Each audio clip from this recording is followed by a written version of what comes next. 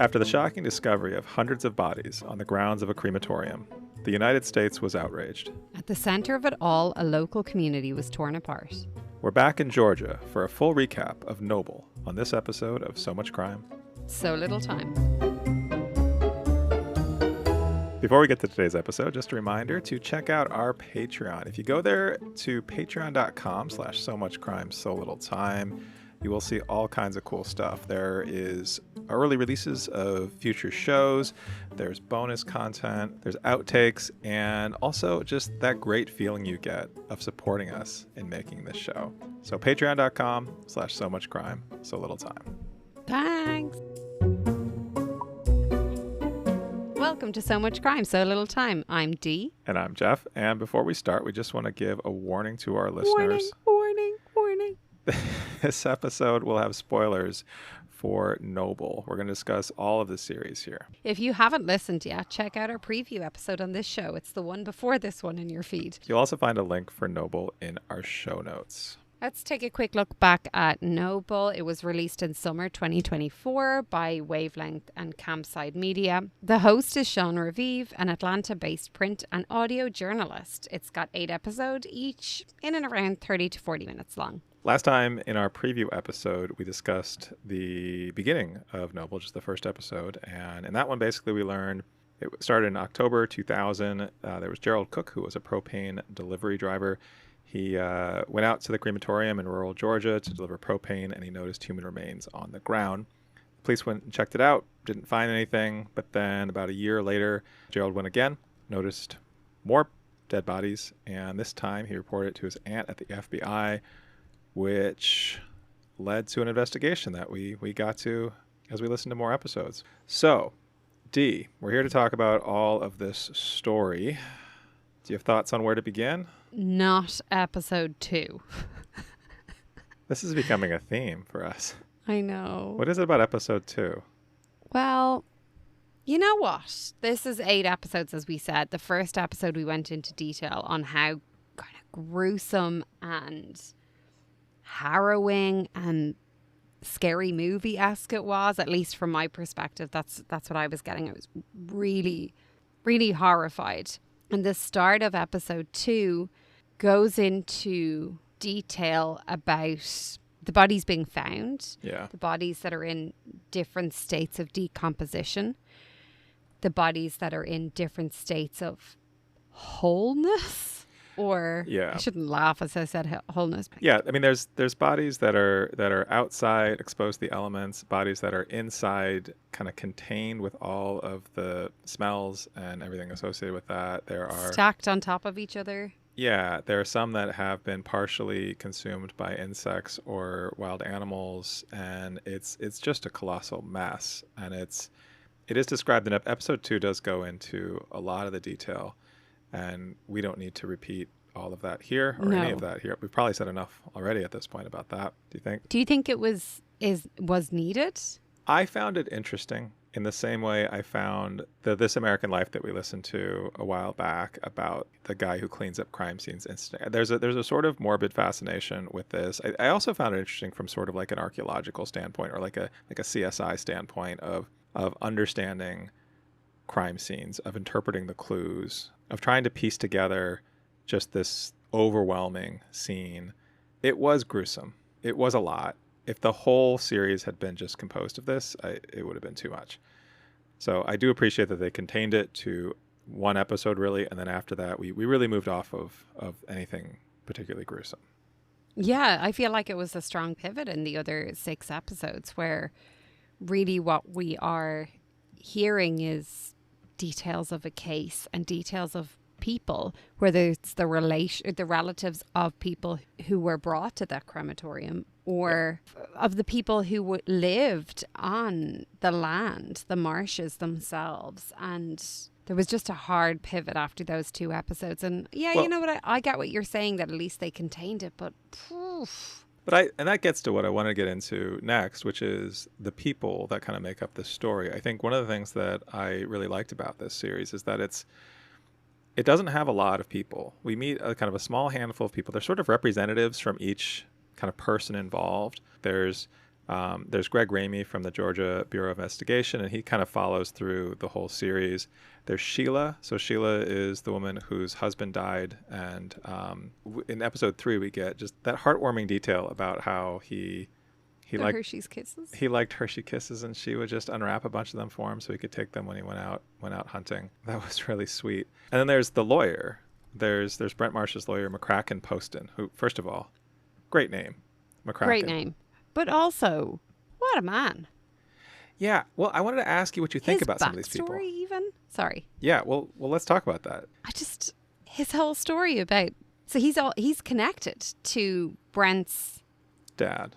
Yeah. Ray where Marsh. They lived beside the graveyard, and he used to see one of the grave diggers digging, and then I can't remember the ins and outs of it. Didn't he? He took his chair. He was given a chair that was left behind, the gravedigger's chair, and he used to use it to stand on to do kind of a soapboxy type thing.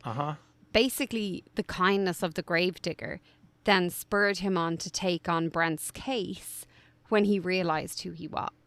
Which I kind of feel like what we heard throughout this is just a lot of some very heartwarming stories of kind people who are kind of always looking for the best in the people around them, right? Like, this is very much like small town, a lot of interconnected people going back generations, and just a lot of friendly people considering the horrific nature of the story. Yeah, it was kind of wild. And even I felt like they all are coming from at different aspects, and like kind of different generations all brought into one. At one point, when things are uncovered, who was the woman? Was it Sheila who started being one of the main advocates online for Brent, like getting the harshest Sheila. Punishment and like blah blah, all this whole thing. A lot of online vitriol. Vitriol. Yeah, vitriol. Towards Brent Marsh and everything that he did, and yet was not afraid to then step back after a few years and say, I forgive you. I shouldn't have been like that. I kind of get it, and I see you as a person, and if there's anything I can do to help, let me know. Yeah. That was really powerful. So powerful. I think like I 100% understand people's anger and people's trauma and being upset and being unable to forgive Brent Marsh for what he did. Do you? Do I understand that? Yeah, I do. I Can we compare this to shock and outrage over other crimes, or do you feel like that's an inappropriate thing to do because comparison is very tricky to compare? I think this is one of the more complicated things we've ever talked about. And they get into this in the podcast, and I appreciate they do. Early on, it's described as like, what crime really happened here? Mm. There's the issue of like what laws there were in the state of Georgia at the time. But the central question of the podcast is like, what do the living owe to the dead? So, okay, after episode 1 and after episode 2, maybe even after episode 3, this is horrendous, like this is outrageous, I can't believe someone could do this, blah, blah, blah. By the end, my viewpoint has changed. Now, I will not speak for someone whose loved one has been through this. I don't know how that feels. I absolutely don't know how this feels. But from a stand back perspective, but not standing too far back because I don't want to lose my mic. At the end, they noted how some people had dropped off their ashes to be tested and never picked them back up again. A lot of people. They just kind of abandoned them. Yeah. So tell me, what's the difference? It's a great question. I thought the same thing. I actually went back when they said, it's funny, that moment in that episode, I was driving and I thought I misheard it. Mm-hmm. And I rewound it. I did that today as well. Yeah? I had to go back. I thought, that can't be right. I must have misheard that's what happened. But that's 100% what happened. Yeah. And yeah. Even now, maybe I'm taking it a step too far, and feel free to call me out. What happens when people are buried and nobody visits their grave? Whew. But that's kind of the point. When you die, that body is unceasingly in the process of becoming nothing. Yeah. It's just a matter of time and conditions, which you counterbalance with having some respect for the person that was. Yes. But is that person there? That's a great question. You still may have an emotional connection. And this was brought up, I forget which episode it was, but of someone basically saying like Their soul is gone. The thing that made them them is The not. thing that you loved. Yeah, that's not there anymore. How do you feel about the host? I have opinions. I want to share them, but I I want to quite ask you liked first. the host. I felt, particularly in the last episode, there's a comment made about wanting to tell this story about Brent, but not make him this absolute villain, this non-person. That I think it would have been really easy to take this and force that and push that. And they Sure. kind of did the total opposite. Like, even when I look back now at episode 1, when Gerald Cook actually sees the bodies when Brent is there, and Brent just kind of, like, he kind of has no reaction. He's just, Yeah. it's not there. And I don't know, I feel like as I look back, I realize that they just wanted to tell this factual story. I don't feel like they brought in opinions, and I don't think they pushed one side or not. So, okay, I'm going to agree Go but for it. disagree. I think what you said is true, but that last episode really made me turn on the host because I think he pushed it too far trying to talk to Brent. I think showing up at his church, a place that he was welcomed because it was a church, and what are they going to do? They're going to welcome these two reporters, these two white reporters who are not from there, who just show up and basically like, we're here to interview Brent to talk to him about a podcast that's going to bring a lot of attention to a case that he is trying to leave behind. He is trying to move on, rebuild his life. And if you really are empathetic with him, yes, you want to tell a balanced story. You want to present him, you want to understand why he did this. But I feel like he crossed a line there. I think going through his lawyer was fine. I think trying to make overtures and reach out to him was fine. But I feel like he was just sort of hounding the guy who clearly didn't want to talk to him. I don't disagree with you on that. I had the same thoughts in the last episode, that it was slightly too much. However, I feel like from the host's perspective, they were thinking, the lawyer has said to us, he might want to, oh, he doesn't because of X, he doesn't because of Y. I feel like it wasn't fully closed off by the lawyer. And so they said, let's go. They didn't walk in. They didn't march into the church from what we hear. They straight away ask to see someone. They see him. They introduce themselves, like seemingly very respectfully. They don't record anything. I didn't love that they shared the recording of someone else, that someone else made when he explicitly asked not to record in there. I will say I didn't love that. And maybe the question I need to be asking here to figure my brain out is more, what do you think the host would have done had he said no, don't come in? Would they have reported that they tried to speak to him at his church and it didn't go well? I don't think the whole theme of the podcast would have changed. I don't know whether they would have mentioned it at all. What do you think? I don't know. It's a good question. I really thought this was a well-made podcast. I thought it was well presented. I appreciated the construction of it. I thought the storytelling was strong. I thought the host actually was pretty balanced throughout. It was just those couple of moments in that last episode that really bugged me. And I wish they'd left that out. I wish they had just let it go at he wouldn't talk to us. And we tried. And we were respectful of him. I feel like they just went a little over the line with both going to the church and playing that clip of him. Like they just had to have his voice in this.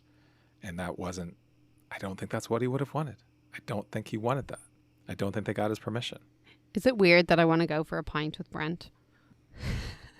No, I was going to ask you who you want to go for a pint with, because I feel like I want to go for a pint with everyone we heard from in this. Oh, I definitely want to go for a pint with the lawyer. I'll go McCracken. for a cup of tea, I think, with Sheila.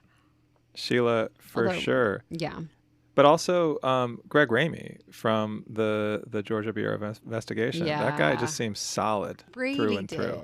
And maybe Clara, like I kind of want to like sit down with for a cuppa with her. Yeah. Maybe No, a lemonade or something. I don't know. Like I feel like I don't think I'm having a pint with Clara, but I And think. one other, before we move off talking about the people, there's two other people that we haven't talked about that I loved from this. And this was in episode 5, The Recovery. This is from the DMORT, which the Disaster Mortuary Operational Response Team, which is not a thing I knew existed. That was one of the things I learned about here.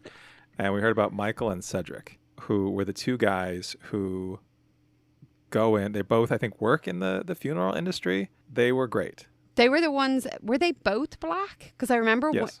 they were saying, like, we have to show how, because they're both funeral directors, sorry. Yeah. They're both funeral directors, and they were very much like, we need to show that this is not how we do business. We uphold high standards, Yeah. etc. And the image, I apologize, I don't remember which one was which, but one of them was talking about, I think when his wife passed away, that he had the other one basically Yes. do the Embalming. embalming while the other one stood by or preparing her for the funeral, for the like open casket. And the trust you have to have in your friend. I mean, that's, I don't know. It's a different level, isn't it? It really is a different level. Yeah, they were great. I feel like recently we've been trying to find the perfect length of a podcast. And this, to me, seemed really, I don't want any more. And I'm not saying that because I thought it was bad. I thought it gave us the Goldilocks amount. I agree with that. I think this was 8 episodes, 30 to 40 minutes each. It's what, I don't know, 3 or 4 hours in total. I think it was enough detail. We got enough content to feel like it was a whole story. Because we listened to a few recently that are super short, right? Like 2.5 hours in total length. And I think sometimes we thought, like Home Babies is an example, where it's like, we maybe need a little bit more. I have a question. I feel like this podcast is not dissimilar in ways to Home Babies. Yeah. And the outrage for both situations seems similar. Lots of outrage that continues on. But I feel like they're also very different because Brent didn't go in, seemingly didn't go in with a malintent here. Yeah. One of the resounding things from Home Babies that we found hard, and I think it was noted in the podcast so much, was nobody can be held accountable, really, because they were all either dead or like very elderly. Here, there's absolute shock and outrage felt by the community, and people want the harshest punishment for him. Yeah. And it felt really wrong to me. The harshness of what they wanted. Yeah, it felt, and again, look, my loved one, my relative did not go through this, but it felt, I think in the last episode, they discussed how people acted as if he was some mastermind who had this evil plan all along on how to wreak havoc. And that just didn't seem to be the case. Now, I do wonder why he didn't tell a story, his side, how this happened. That's all kept shut. And it hasn't come out. But I don't know. I just feel like this is like, he isn't someone who went in and murdered people. He isn't someone who, took the drugs that people needed to go through a procedure pain-free. He isn't someone who mortified people, ripped their babies from them, and threw he didn't seem to be a vile human. He didn't seem to be treating live human beings like animals, and yet people were outraged, and I couldn't get to grips with it until I started to hear, and maybe this is really cynical of me, little Irish me, about the lawsuits. I'm wondering how many people abandoned their relatives' ashes but put their name on the lawsuit. Wow, that is pretty cynical. Is that It's too cynical. I don't know. Will they come for me? I don't I hope not. I think the difference is, part of it is the recency. When this trial happened, these folks had just died within the last handful of years. It hadn't been very long, because he took it over in 1996 or 97, and then he was arrested in 2002. Those people weren't long gone, and their families were still mourning in some cases. Like, some of them had happened within the last year or two.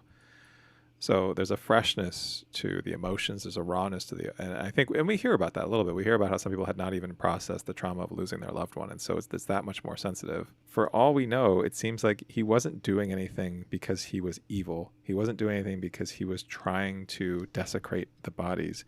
It seemed like he was either, from all we know, and that's part of the frustrating thing, is we just don't know. It was either mercury poisoning and his brain was in a fog, or what seems more likely to me, he just got overwhelmed at his job, a job that he did not want, was not good at, and he was given poor tools to work with. On the other side of that, how could you live like that? But one other part of that, he didn't profit off. He wasn't Yeah. He wasn't getting rich off of this. Well, they make a note about it in episode 7, or the last episode maybe, that they came out of it fairly well off. They did come out of, but I can't imagine that was the ploy all along. No.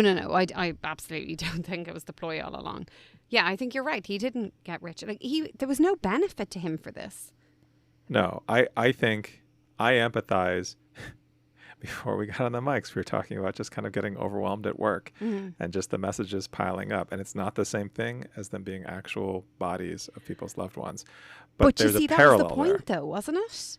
It's not the same thing to you or I, because we have never lived. We didn't grow up with a crematorium on our land.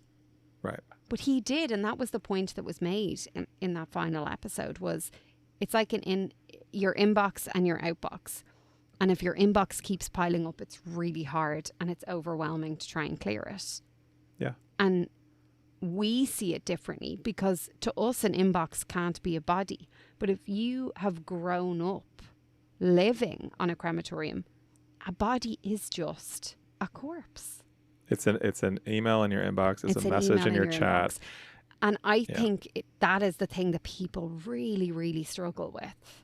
And I get it. Sure. I think I would have struggled with that idea before listening to Noble, but by the end of it, I was like, wow, it was a really interesting journey my brain and my heart went on, and my emotions throughout this, because I really I really did a full pivot here, a full 180 on thinking that he must be the worst, to thinking, wow, I have so much empathy for him. I absolutely have empathy for him. I think when it's described in those terms, when his whole life story is contextualized of kind of how he ended up in that spot, leaving college, his dad having multiple strokes, the crematorium being set up poorly, not being clean, or I get how he got himself overwhelmed quickly, and it just sort of snowballed from there. And that's the other thing, I think, when we heard about him in prison, and we heard about all of I think someone said he gained the most education within the prison system, or while serving time, than I think that was his lawyer, McCracken, than he had ever heard of before. That's pretty cool. He came out, he's now a pastor, and he's trying to say to people, works for FEMA too. Yeah. He does good things, and it seems like he has served his time, has atoned, is trying to do something good with his life. Atonement was brought up in that last episode, that they don't feel like maybe people in the community don't feel like he's atoned because he never spoke out as to why. No, I get that. I think that's a fair thing to be upset about, but I kind of admire that he's not said anything. I think his lawyer, that we heard from two of his lawyers, not just McCracken, there was his other lawyer we heard from, who I think made a fairly effective case for he has more to lose than gain by speaking. Because whatever he says, people will judge him very, very harshly. And some people won't hear the words he's saying no matter what he says. I think this is one of those cases where staying quiet may be the best thing to do. Do you not think those people, like that type of people, are judging him regardless? Yes. Whereas he might bring solace or slight closure or some understanding to people whose loved ones were involved in this. Okay, so let me differentiate. I think the host of the show wants an explanation for what happened. The families want a stronger apology than what they've gotten. And the apology makes sense to me. I think he could spend the rest of his life apologizing to those families, and that would do maybe some good. I don't think he needs to go into here's how it all went down. Here's what happened. Here's the kind of play-by-play. Here's my story. I don't think we need to hear that from him. If he doesn't want to share that, I don't think we need to hear it from him. Do you think it was wild that the state of Georgia, part of his whole like thing was that if he ever spoke about this, like tried to make money off this story? I thought that was so interesting. He owes them $8 million. Wild. I kind of love that. I was like, love that that's been tapped on. That seems like the right thing. Mm. All right, Dee, in the end, was this worth your time? It was. It was worth your time. It was. Come on. I know. That first episode and maybe a half, I texted you when I was just starting. I think it was the 3rd minute of episode 2. And I was like, I do not know how I'm going to deal with this. If it wasn't for this podcast, I would not have listened to this past episode 1. I wouldn't have even finished episode 1. And I definitely wouldn't have gone past the first few minutes of episode 2. Just, it wouldn't have happened. Am I delighted? Delighted strong. Am I happy that I've listened to this? Yes. Am I going to recommend this to friends? Yes, with a disclaimer. Yeah. All right. What about you? I have a critique of that one section of the last episode, but the whole rest of the podcast I found really rewarding. I found it fascinating. Rewarding? I feel like I learned a lot. I feel like I spent those hours with some really solid people who I really enjoyed listening to. Like they just seemed like some hours with really solid people and you're just sitting there in your car on your own listening. See, we hear about some really terrible people listening to these podcasts. Some people that I would be happier maybe if I didn't know they existed in the world. But the people we listen to in this podcast, really all of them that we spent a significant amount of time with, all seem great. It's just the way you're phrasing it, as if we're all like sitting together having the chat. I'm trying to find... These are the things that make me happy, is knowing that there are people like Sheila out there and McCracken out there who are just doing good in the world.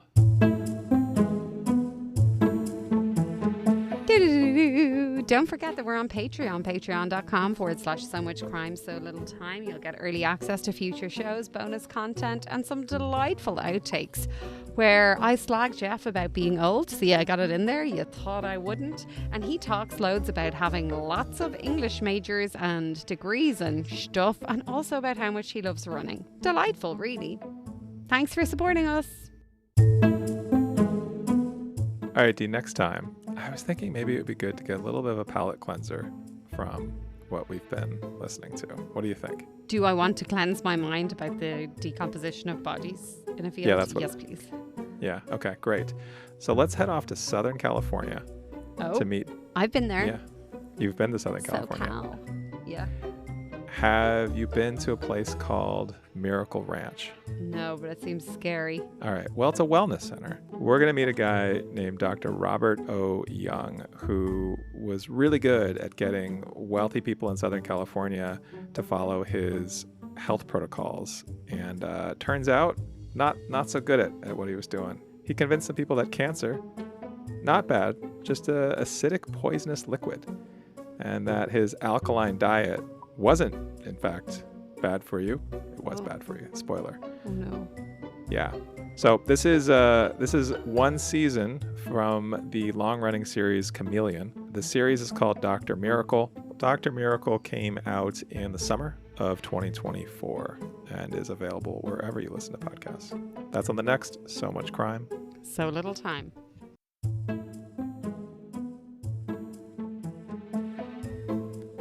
So Much Crime, So Little Time is a production of Mind Glove Media. The executive producer is Paxton Caloriso. Our associate producer is Blythe Ty. Our theme music was composed by Vyacheslav Starostin. If you haven't done it yet, please subscribe to this show on your podcast app. And don't forget to give us a 5-star rating and a review. Even better, tell your friends. To join the discussion, look for us on social media. Check out the show notes for all the links. Thanks for listening.